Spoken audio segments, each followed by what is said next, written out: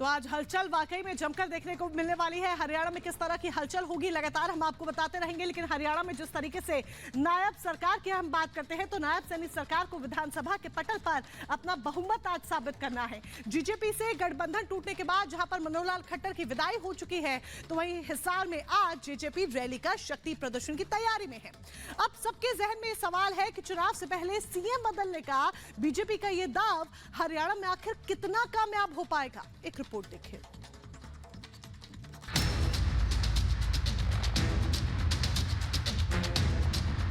मैं नायब सिंह ईश्वर की शपथ लेता हूं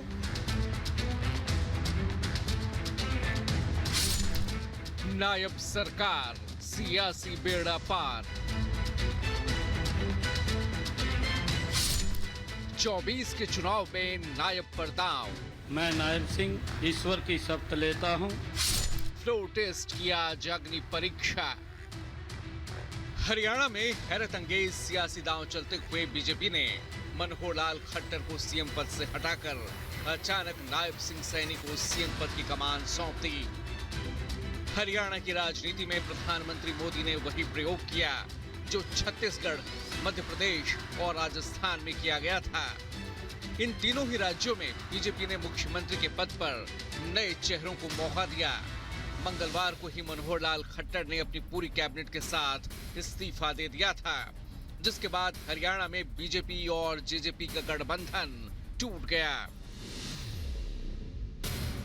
कल नायब सिंह सैनी ने पहले खट्टर के पांव छुए और फिर सीएम पद की शपथ ली और आज विधानसभा में नायब सिंह सैनी सरकार को अपना बहुमत साबित करना है। 48 विधायकों के समर्थन का दावा बीजेपी कर रही है और आज विधानसभा के फ्लोर पर सरकार के बहुमत का फैसला होना तय है। जहां एक तरफ विधानसभा में नायब सरकार को विश्वास मत हासिल करना है, तो वहीं दूसरी तरफ गठबंधन टूटने के बाद जेजेपी आज हिसार में रैली कर अपना दमखम दिखाने की तैयारी में है। लेकिन यहाँ सबसे बड़ा सवाल ये है कि आखिर 4.5 साल से चल रही खट्टर सरकार ने अचानक इस्तीफा क्यों दे दिया। दरअसल हरियाणा में सियासी बदलाव की शुरुआत एक हफ्ते पहले ही हो गई थी, जब बीजेपी के केंद्रीय नेतृत्व की बैठक हुई थी।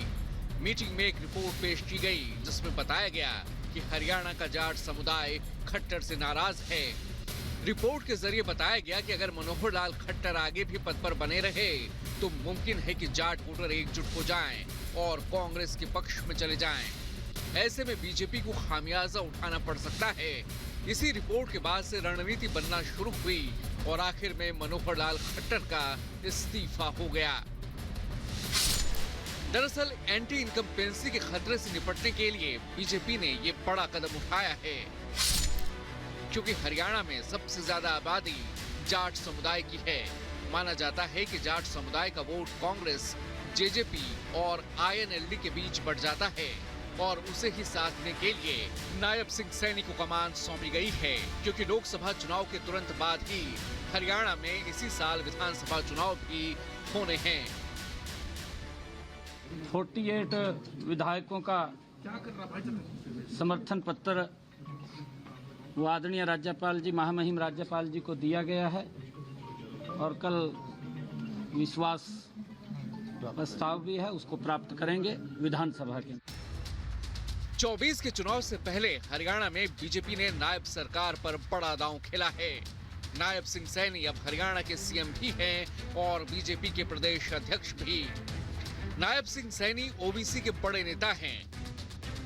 ओम प्रकाश धनखड़ को हटाकर सैनी को हरियाणा बीजेपी प्रदेश अध्यक्ष बनाया गया था। ये बदलाव ओबीसी समुदाय पर पकड़ मजबूत करने के लिए किया गया था।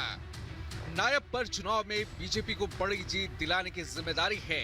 फिलहाल नायब कैबिनेट में कुंवरपाल गुर्जर, मूलचंद शर्मा, रणजीत सिंह, जयप्रकाश दलाल और डॉक्टर बनवारी लाल ने भी मंत्री पद की शपथ ली है।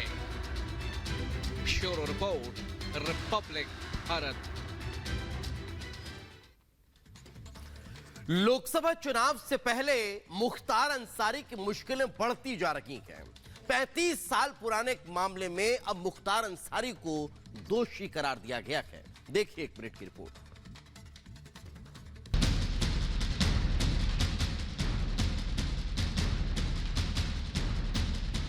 माफिया मुख्तार अंसारी की मुश्किलें कम होने का नाम नहीं ले रही हैं। अब एक और मामले में मुख्तार अंसारी दोषी करार दिया गया है। वाराणसी कोर्ट ने फर्जी ढंग से शस्त्र लाइसेंस लेने के मामले में मुख्तार अंसारी को दोषी करार दिया है। 35 साल पहले फर्जी शस्त्र लाइसेंस मामले में गाजीपुर जिले के मोहम्मदाबाद थाने में मामला दर्ज किया गया था। दरअसल असलहा लाइसेंस से जुड़े मामले में मुख्तार पर धोखाधड़ी करने का आरोप है। उसने डीएम और एसपी के फर्जी साइन करते हुए लाइसेंस हासिल कर लिया था। वाराणसी के एमपी एमएलए कोर्ट आज मुख्तार अंसारी के खिलाफ सजा सुनाएगी। मुख्तार अंसारी के खिलाफ ये तीसरा मुकदमा है जिसमें अदालत द्वारा सजा सुनाई जाएगी। इससे पहले अवधेश राय हत्याकांड और कोयला व्यवसायी नंद किशोर रुंगटा के भाई महावीर प्रसाद रुंगटा को धमकाने के मामले में यहाँ की अदालत सजा सुना चुकी है। Bureau report, Republic Bharat. Lok Sabha चुनावों को देखते हुए मुख्यमंत्री योगी आदित्यनाथ भी एक्टिव मोड में नजर आ रहे हैं। यही एक बड़ी वजह है कि आज 3 जिलों का दौरा मुख्यमंत्री करने वाले हैं, जिसमें उन्नाव, फर्रुखाबाद और बरेली शामिल हैं और कई परियोजनाओं की सौगात भी सीएम देते हुए नजर आएंगे। रिपोर्ट देखिए।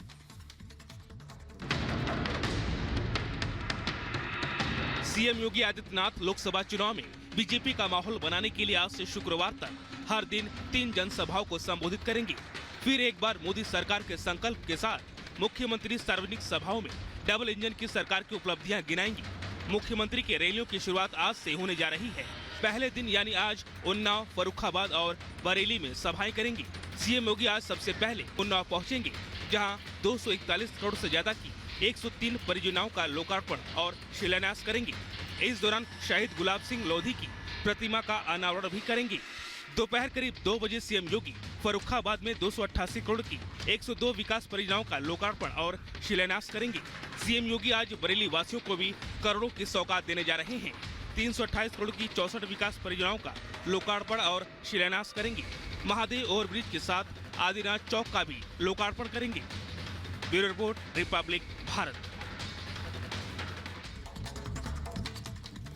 और अब बात करते हैं मोदी कैबिनेट की अंतिम बैठक की। तो आज मोदी कैबिनेट की आखिरी बैठक होने जा रही है। इसलिए कह रखे गए हैं क्योंकि आज की बैठक के अब लगभग कुछ दिनों के बाद आचार संहिता लागू होने वाली है और आचार संहिता के पहले मोदी कार्यकाल की ये अंतिम कैबिनेट बैठक है।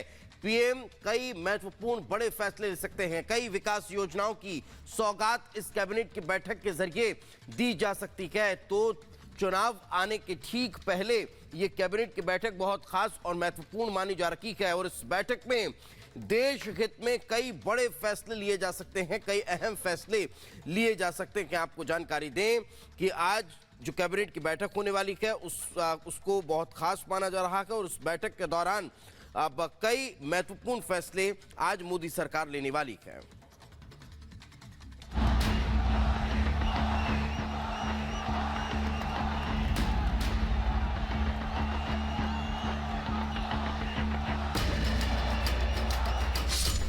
मोदी तैयार, मिशन 400 पार।